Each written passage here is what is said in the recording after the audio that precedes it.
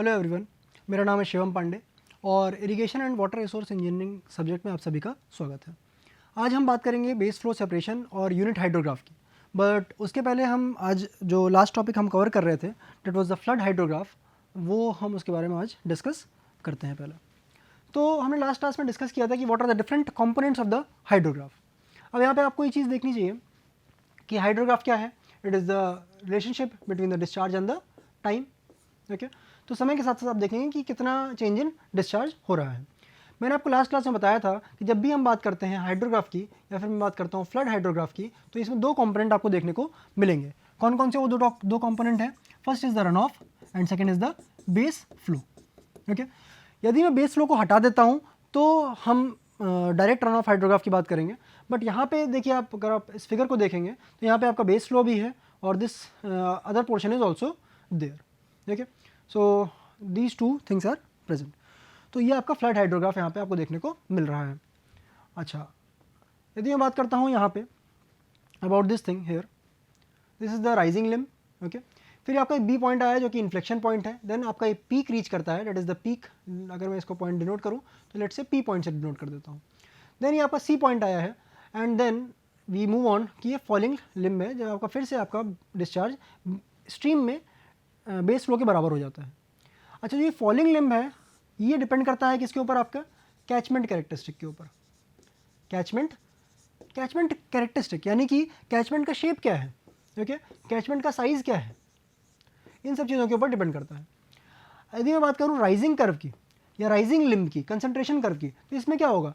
जब भी बारिश हुई तो ये पानी को क्या कराएगा? कैचमेंट में बढ़ाएगा। किस तरीके से बढ़ाएगा? ये दो चीज़ों के ऊपर डिपेंड करेगा। ये आपका कैचमेंट के ऊपर डिपेंड करेगा और उसके अलावा जो मेजर फैक्टर है that is the rainfall. Okay, rainfall यदि कम हो रही है तो ये राइजिंग लिम्ब आपको क्या करेगा? आपके पीक को कम कर देगा। Okay, so these are two things that this rising limb depends upon. Alright, so rising limb depend करता है कैचमेंट और रेनफॉल दोनों के ऊपर, और ये जो आपका फॉलिंग लिम्ब है ये सिर्फ और सिर्फ आपका कैचमेंट कैरेक्टरिस्टिक के ऊपर डिपेंड करता है। अच्छा, यदि मैं बात करूँ पॉइंट सी की, तो point C is the point of maximum storage. Because जब पानी यहाँ पे इनिशियली राइजिंग लिम्ब में स्टोर हो रहा है, ओके, सो क्या होता है, फिर यहाँ पे पीक तो आया बट यहाँ पे मैक्सिमम स्टोरेज नहीं है। But when the depletion again starts then ये this is the point of the maximum storage. अच्छा, अगर मैं बात करता हूँ this T R, this is the duration of the rainfall. यदि आप इसकी बात करते हैं तो इसको आप अलग से ग्राफ में दिखाते हैं इस हाइड्रोग्राफ में, and this is the time duration of rainfall.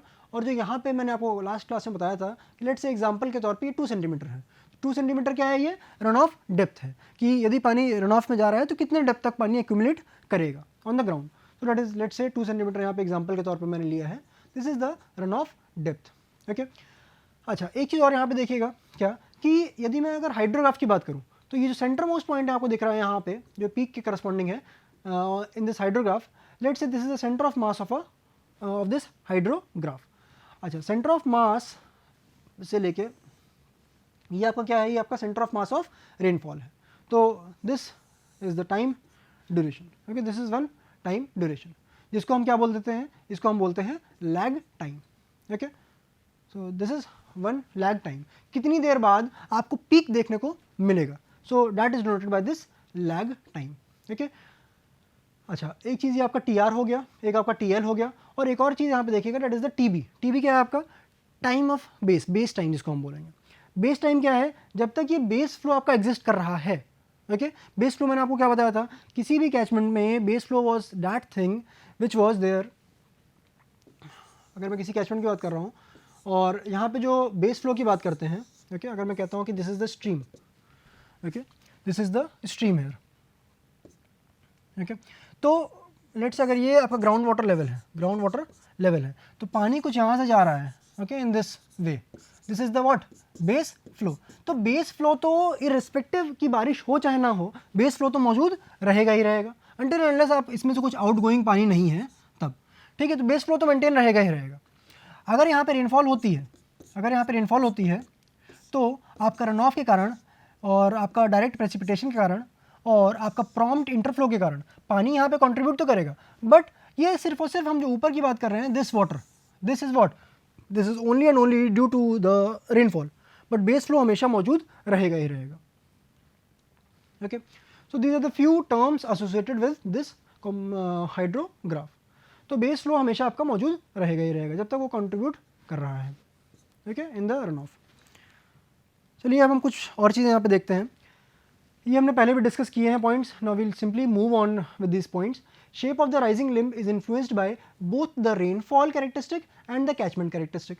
Okay, and shape of the falling limb is influenced by the catchment characteristics only. Okay, तो इट डिपेंड्स कि आपका कैचमेंट कैसा है. ओके, तो अभी हम देखते हैं कैचमेंट के शेप कैसे कैसे हैं उसके हिसाब से. तो ये हमने डायग्राम पहले भी देख रखे थे कि आपका अगर वाटर डिवाइड है या रिज लाइन है तो रिज लाइन के थ्रू पानी यहाँ पे कैसे आपका कंट्रीब्यूट कर रहा है. और यहाँ पे तो बेस फ्लो आपका हमेशा मौजूद रहेगा ही रहेगा, जो कि this is the base flow. This is the base flow.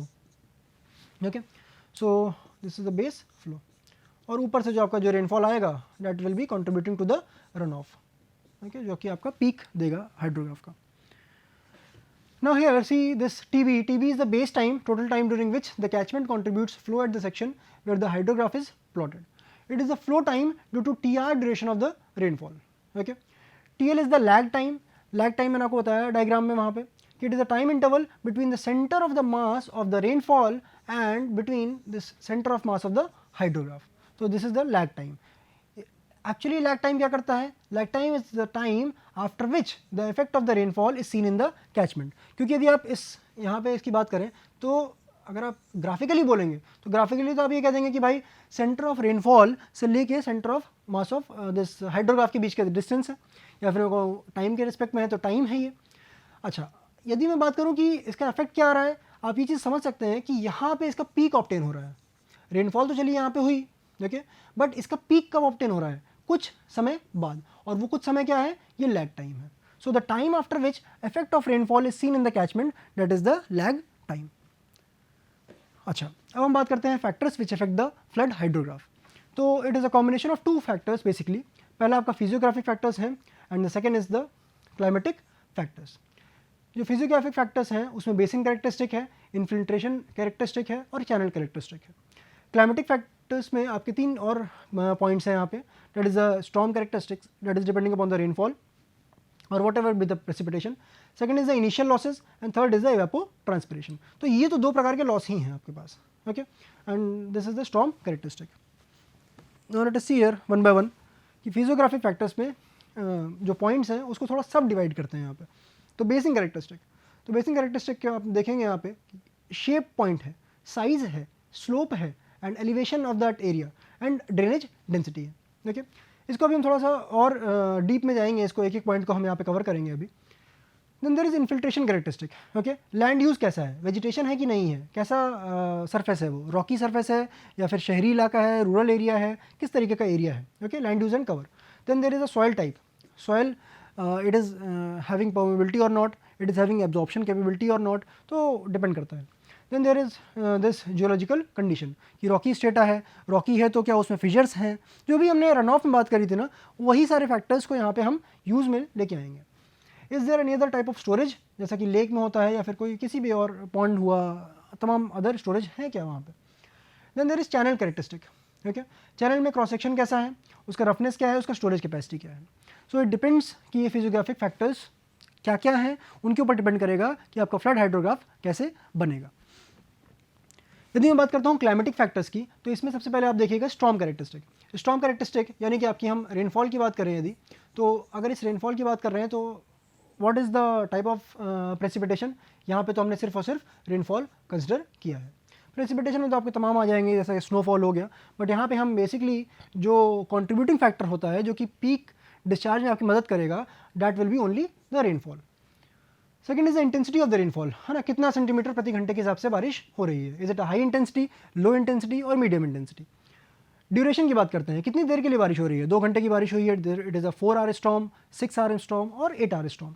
And depends कि कितने घंटे की यहाँ पे बारिश देखने को मिल रही है. What is the magnitude of the storm and what is the movement of the storm over the catchment area. Then there are initial losses and the evapotranspiration that have also to be satisfied. जब ये satisfy हो जाएगा then it will be contributing to the flood hydrograph. तो ये point हमने पहले भी देखा यहाँ पे देखिए एक पॉइंट ऐड किया है जनरली, क्योंकि जनरली मतलब कि इसके अलावा भी फैक्टर्स आ सकते हैं। Okay, the rising limb is affected by the climatic factors that is a storm characteristic. मैंने आपको 2 स्लाइड पहले ये भी बताया था कि it is affected by 2 things. What? एक तो चलिए यहाँ पे जो बता रखा है कि रेनफॉल कैरेक्टरिस्टिक, उसके अलावा साथ में क्या होता है, रेनफॉल तो आपका है ही है, साथ में आपका क्या है कि आपका कैचमेंट कैसा है, कैचमेंट का शेप क्या है, कैचमेंट का साइज़ क्या है, कैचमेंट का स्लोप क्या है, उन सभी चीज़ों के ऊपर ये डिपेंड करेगा। When you talk about the recession limb और the falling limb, okay, recession limb और द फॉलिंग लिम्ब, तो this is affected by the physiographic factors and that is the catchment properties. Okay, तो recession limb आपका जो है rainfall के ऊपर depend बिल्कुल नहीं करेगा। Now let us take one by one these factors. First is the shape of the catchment. It influences the time taken by a water particle in reaching the outlet from the farthest point. Okay, मैंने आपसे पहले बता रखा है इस तरीके का कुछ डायग्राम, जहाँ पे this is the stream here, तो अगर ये आपका आउटलेट है, this is the outlet, और मैं कहता हूँ कि this is the farthest point, this is the farthest point.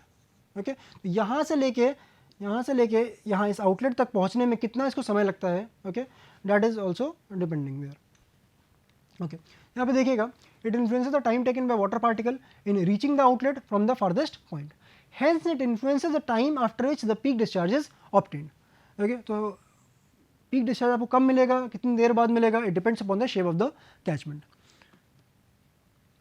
यहाँ पे इस चीज़ को समझेंगे। चलिए, यहाँ पे आपका अलग अलग शेप देखिएगा कैचमेंट का। एक शेप आपका कैचमेंट का इस तरीके का है।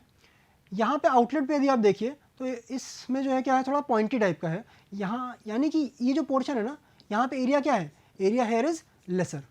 यहाँ पे एरिया क्या है, यहाँ पे एरिया बड़ा है। ओके, ऐसे यदि आप इसमें देखेंगे, अगर आप 2 हाफ में डिवाइड करिए इसी कैचमेंट को, तो यहाँ पे एरिया क्या है, एरिया इज़ लेसर, यहाँ पे एरिया क्या है, एरिया इज़ मोर, और ये आपका आउटलेट है। This is the outlet point, है ना, मैं OT से डिनोट कर रहा हूँ इसको, OT that is the outlet point. Same चीज़ यहाँ पे भी है। ये third discharge versus time hydrograph है, इसमें मल्टीपल पीक्स हैं। Okay, this is containing multiple peaks.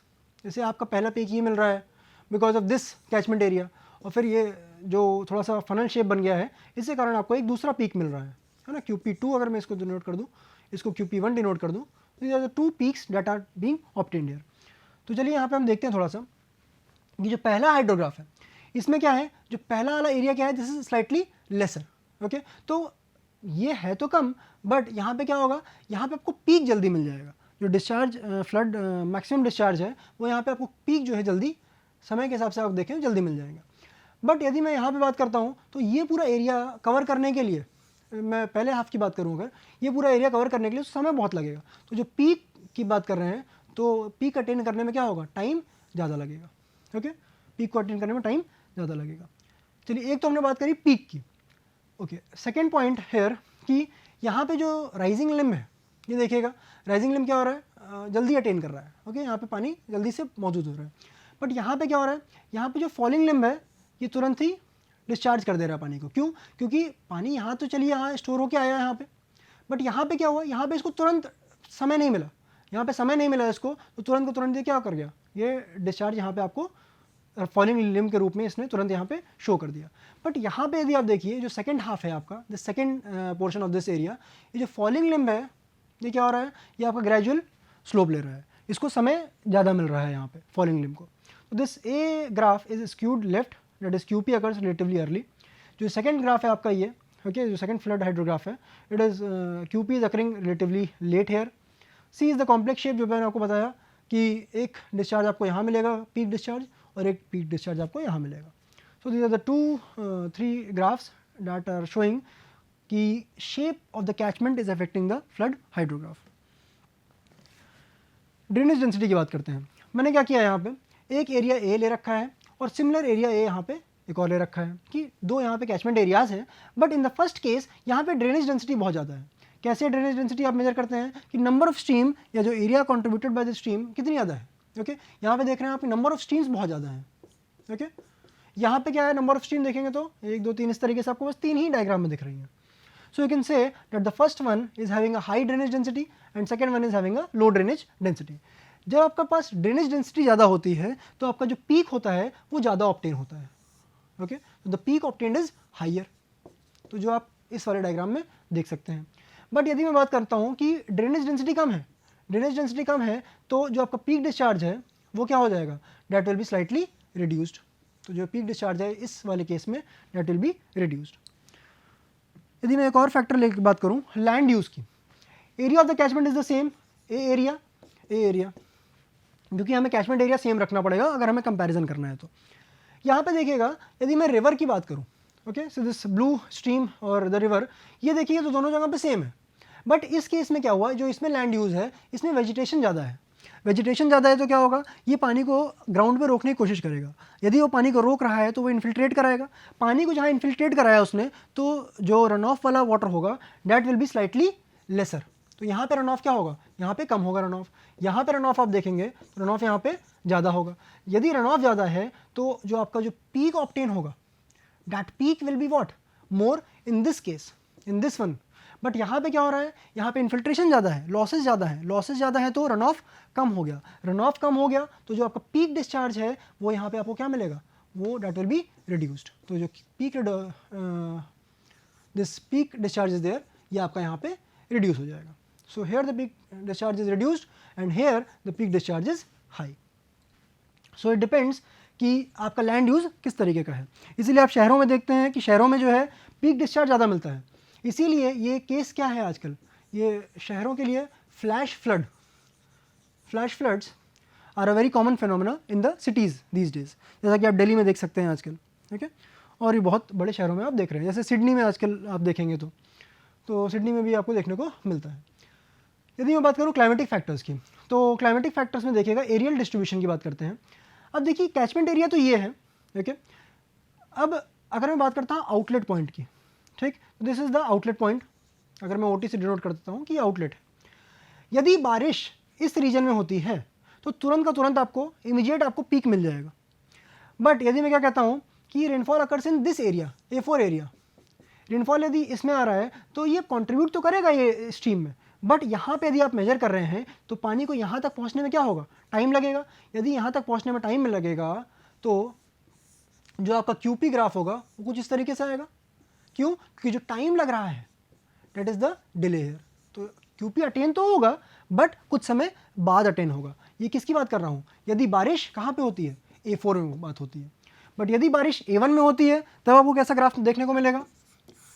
यदि बारिश A1 एरिया में होती है तो ये आउटलेट पे यदि आप ग्राफ बनाते हैं तो you will get something this kind of graph, okay. तो आपको यहाँ पे क्या होगा, बहुत ही जल्दी कम टाइम में, this time period is what very much laser, come time में आपको क्या मिलेगा, QP डिस्चार्ज देखने को मिलेगा, ठीक है। सो डिपेंड करता है कि कहाँ पे बारिश हो रही है, एरियल डिस्ट्रीब्यूशन कैसा है, ठीक है।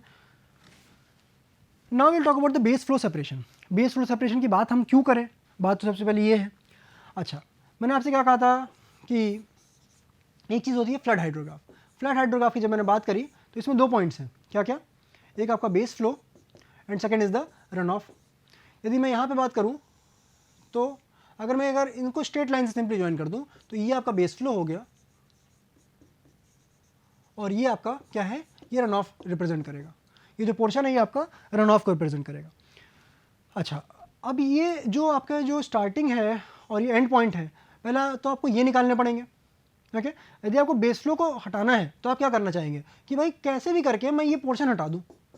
इस पूरे ग्राफ में से यदि मैं इस कितने पोर्शन को हटा दूं तो मेरे पास क्या बचेगा, कुछ इस तरीके का सा कर्व बचेगा। यहाँ पे देखिएगा कुछ इस तरीके का कर्व बचेगा जहाँ पे मैंने इसको हटा दिया है, ओके। तो दिस इज द जो भी मुझे मिलेगा ये रन ऑफ के कारण है, तो डायरेक्ट रन ऑफ हाइड्रोग्राफ मिल जाएगा। जहाँ मैंने क्या किया, मैंने जो है बेस फ्लो को सब्ट्रैक्ट कर दिया। अच्छा, अब इस बेस फ्लो को सेपरेट करें तो करें कैसे, हम ने यहाँ पे देखा तो कि भाई चलो हाँ हम क्या कर सकते हैं, एक लाइन यहाँ पे हमने ड्रॉ कर दी। When you draw this line, but क्या ये एक्यूरेट मेथड है, हमें नहीं पता ये चीज़। So there are 2 or 3 different methods by which we can simply separate the base flow. तो इसमें जो सबसे पहला काम होता है वो होता है आइडेंटिफाई करना कि पहला पॉइंट और आखिरी पॉइंट क्या है, यानी कि जो बिगनिंग ऑफ द हाइड्रोग्राफ है, okay, beginning of the flood hydrograph और जो and of the flood hydrograph है उसको डिनोट करना ज़रूरी है।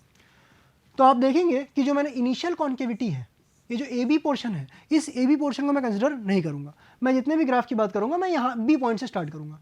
अच्छा, बी पॉइंट कब मिला आपको, ये आप कैसे डिनोट करोगे? ओके, ये जो एफ पॉइंट है ये आपको कब मिला, ये आप कैसे डिनोट करोगे? तो यही 2 पॉइंट अगर आपको मिल गए तो आप फिर कुछ ना कुछ करके या आप ये बेस फ्लो को नीचे वाले को निकाल लोगे, या फिर आप डायरेक्टली ज्वाइन कर लीजिए, या फिर आप कर्व के माध्यम से कर लीजिए, या फिर 2 लाइन के माध्यम से कर लीजिए।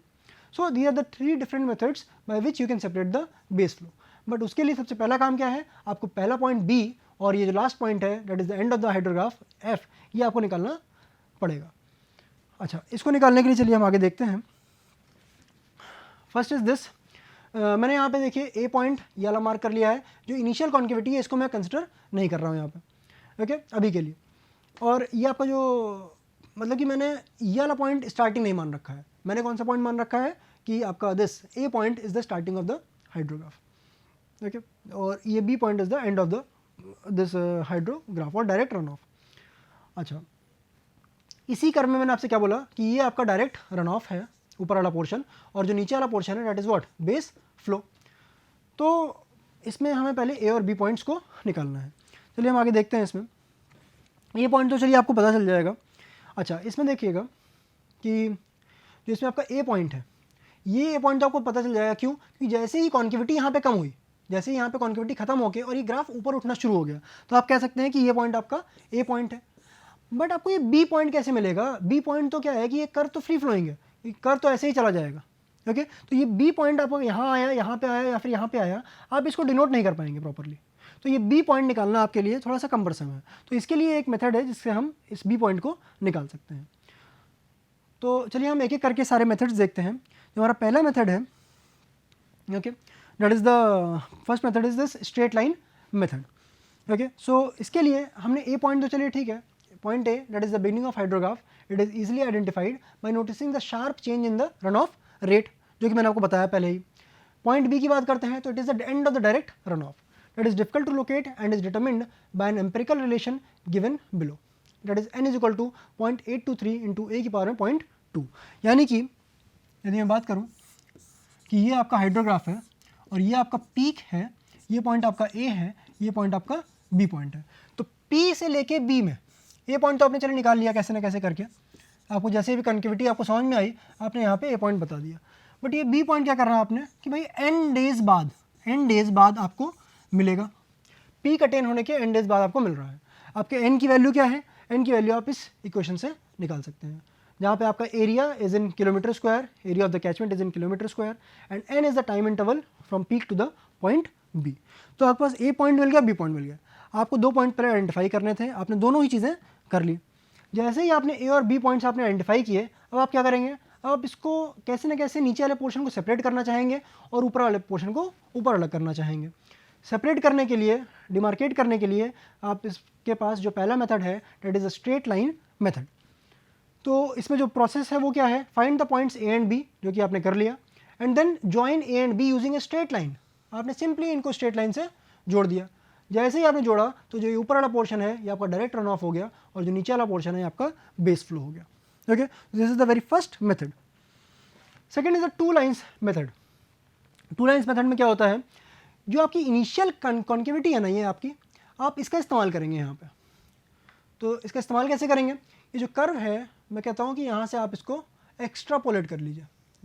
जो इसका स्लोप आ रहा था, इसका आपने यहाँ पे, इसको आपने यहाँ पे इस तरीके से एक्स्ट्रापोलेट कर लिया, और जहाँ पे भी आपका पॉइंट आ रहा है यहाँ से आप इस पॉइंट को मिला देंगे, ओके, बी पॉइंट को। तो यहाँ पे देख सकते हैं extrapolate the pre event flow. Pre event flow मतलब ए के पहले वाला फ्लो, जो कि कौन सा फ्लो था?